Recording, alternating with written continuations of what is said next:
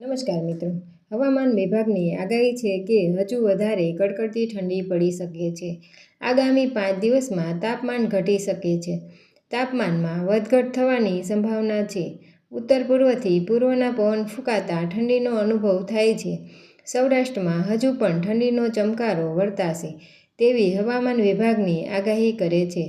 તેમજ તાપમાન વધી જશે તો પણ પવનના લીધે ઠંડી વર્તાશે તેવી આગાહી કરવામાં આવી છે।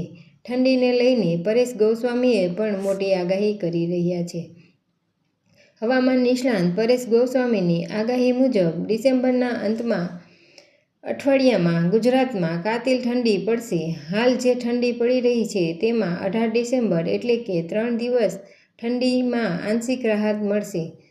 ત્યારબાદ ઠંડીનો કાતિલ રાઉન્ડ શરૂ થશે। 18 ડિસેમ્બર બાદ રાજ્યમાં ઠંડીનો કહેર જોવા મળશે। ડિસેમ્બરના છેલ્લા સપ્તાહમાં તાપમાનનો પારો ગગડશે। પરેશ ગોસ્વામીની આગાહી મુજબ આ સમય દરમિયાન છેલ્લા 5 વર્ષની રેકોર્ડ બ્રેક ઠંડી પડી શકે છે। જો આપને સમાચાર પસંદ આવ્યા હોય તો ચેનલને લાઇક, શેર અને સબસ્ક્રાઈબ કરવાનું ના ભૂલશો મિત્રો।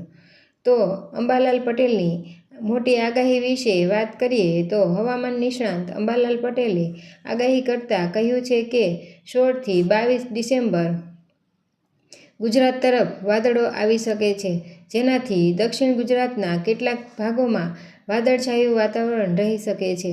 તેની અસરના લીધે આગામી 18 ડિસેમ્બરથી રાજ્યમાં ઠંડીમાં ઘટાડો થશે। રાજ્યમાં તાપમાનમાં વધારો થઈ શકે છે, જોકે સવારના સમયે ઠંડી યથાવત રહેશે। ડિસેમ્બરમાં કમોસમી વરસાદની આગાહી કરતાં તેમણે જણાવ્યું છે કે આગામી 26 ડિસેમ્બર બંગાળના ઉપસાગરમાં એક સિસ્ટમ સક્રિય બનવા જઈ રહી છે, જેને કારણે 26 થી 4 જાન્યુઆરી સુધી માવઠું થઈ શકે છે અને 4 જાન્યુઆરી બાદ ઠંડીમાં વધારો થઈ શકે છે। ઉત્તરાયણ આસપાસ પશ્ચિમ વિક્ષેપ આવતા ઠંડી વધશે। કેટલાક વિસ્તારોમાં માવઠું થશે।